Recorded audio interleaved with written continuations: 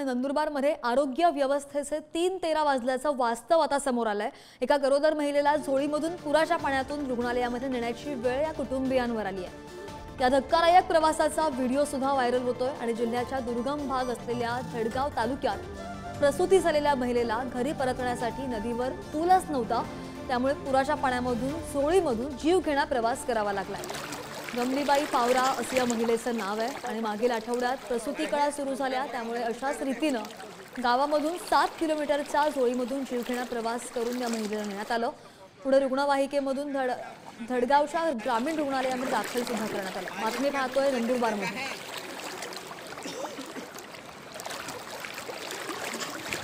त्यामुळे आरोग्य व्यवस्थेवर सुद्धा प्रश्नचिन्ह निर्माण होते आणि रस्त्यांचा संपर्क सुद्धा तुटलेला आहे। पाऊस जास्त आहे।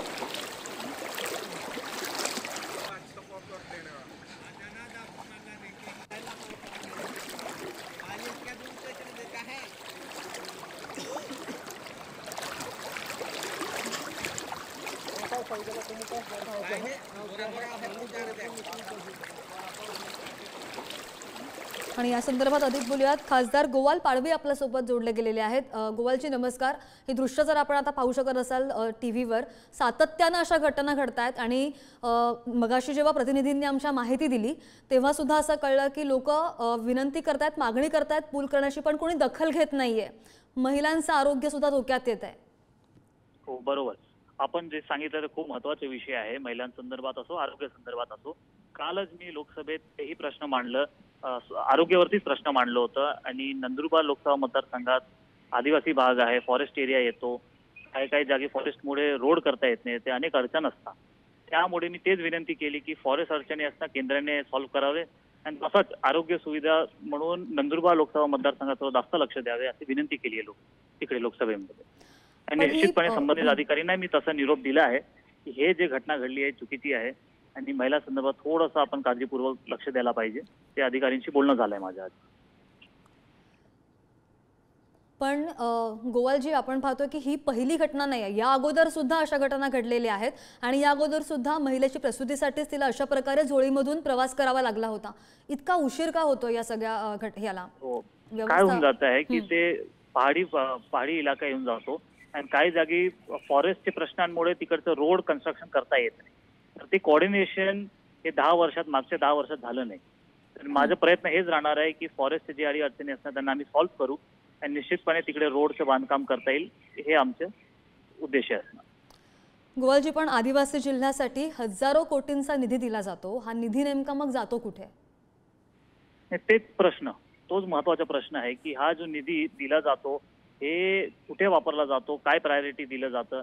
आणि पहाडात आदिवासी अनेक गावे असतात, लांब लांब गावे असतात ते, आणि तिकडे कनेक्टिव्हिटी कसं जुळायला पाहिजे त्याच्याच प्रयत्नासाठी केंद्रातून मदत भेटायला पाहिजे, हीच माझी विनंती आहे।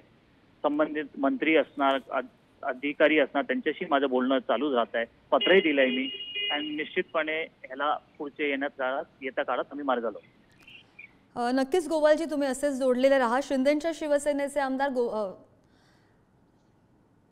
आमशा पाडवी सुद्धा आपल्या सोबत आहेत। आमशाजी नमस्कार। आपण ही दृश्य जर पाहत असाल तर नंदुरबारमध्ये एक घटना घडलेली आहे आणि या नदीवर पूल नाहीये, त्यामुळे महिलेला प्रसूतीसाठी 7 किलोमीटरचा या पुराच्या पाण्यामधून प्रवास करावा लागलेला आहे। आजपर्यंत ते जी व्यवस्था आहे ते ज्या व्यक्तीला आजपर्यंत निवडून दिला, या 35 वर्षात आजपर्यंत तिथे कोण बघितलं नाही। कारण स्वतः आमचा केशव पाडवी साहेब आमदार होते, मंत्री सुद्धा झाले।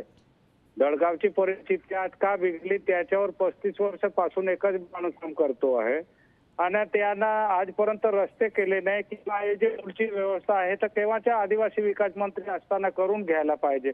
मी वारंवार अधिवेशनमध्ये आरोग्य मंत्रीला सुद्धा सांगितलं, हे गोष्ट मी मुख्यमंत्रीला हे सांगणार आहे। मागे सुद्धा मी बोललो का असं आमचे गरोदर माता जेव्हा घेऊन जाता तर ते रस्त्यामध्ये डिलिव्हरी होता, हे प्रश्न मी विधानसभामध्ये सुद्धा मांडला आणि आता जरूर मुख्यमंत्रीला मी सांगेल का ताबडतोब हे काय आहे व्यवस्था करा। कारण एवढे वर्षापासून अतिदुर्गम भागामध्ये हे व्यवस्था व्हायला पाहिजे। आमच्याशी बरोबर आहे, पण मी काय म्हणते ऐका ना, तुमचं जे सरकार आहे लाडकी बहीण योजना सरकार जे राबवत आहे त्यासाठी पण कोट्यावधी महिलांना हा लाभ मिळतोय, पण ही जी आदिवासी महिला आहे ती तुमची लाडकी बहीण नाही आहे का? नाही नाही, लाडकी बहीण याला देऊ ना. आता सरकारने तर आता सुरुवात केली ना. हे वाईट आहे का हे योजना? मला सांगा, हे लाडकी बहीण हिला पैसे भेटेल हे वाईट आहे का? मुख्यमंत्री साहेब जे माझी लाडकी बहीण आहे हे एकदम चांगली योजना आहे. आता किती वर्षापासून आज गरीब महिलाला 1500 रुपये भेटणार आहे. आमच्याशी आपल्यासोबत गोवाल पाडवी सुद्धा आहेत, खासदार गोवाल पाडवीजी सुद्धा आहेत, त्यांना सुद्धा तुम्ही विचारू शकता. निवडून आले आहेत त्यांना, आता निवडून आले. बघा, जे आता आमचे खासदार आहे ते आता निवडून आले. आम्ही त्यांच्यावर काय आरोप करणार का बाबा तू काय केला? कारण कोणताही व्यक्ती आल्यानंतर तो काय त्याच्याकडे जादूची कांडी आहे तो लागेच करून घेतील. तो आता निवडून आला, तो त्या प्रश्न मांडून काय आहेत एरियासाठी ते करतील. त्यांच्या विरुद्ध मी कसं करणार? कारण त्या निवडून आले आता. तो काय एक पार्टीसाठी नाही, तो आमचा खासदार, आमच्या जिल्ह्याचा खासदार आहे. म्हणून त्यांना मी चुकीचंही विचारू शकत नाही, चुकीचंही सांगू शकत नाही.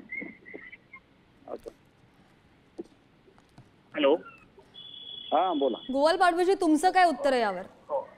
असं आहे की जसं साहेबांनी सांगितलं, आमच्या दादांनी सांगितलं, हे प्रश्न आहे तिकडे प्रलंबित आहे, पण फॉरेस्टचे प्रश्न असता म्हणून तिकडे रस्ता करता येत नाही.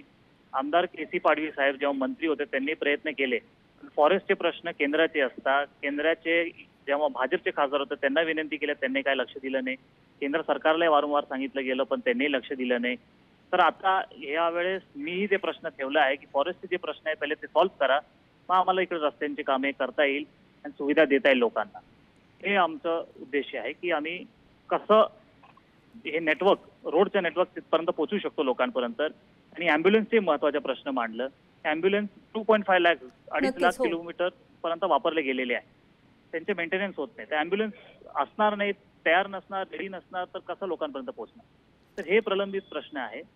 म्हणून नक्कीच गोवालजी, धन्यवाद. तुम्ही पुढारी न्यूजशी संवाद साधलात त्याबद्दल. आमच्या पाडवीजी तुम्हालाही धन्यवाद.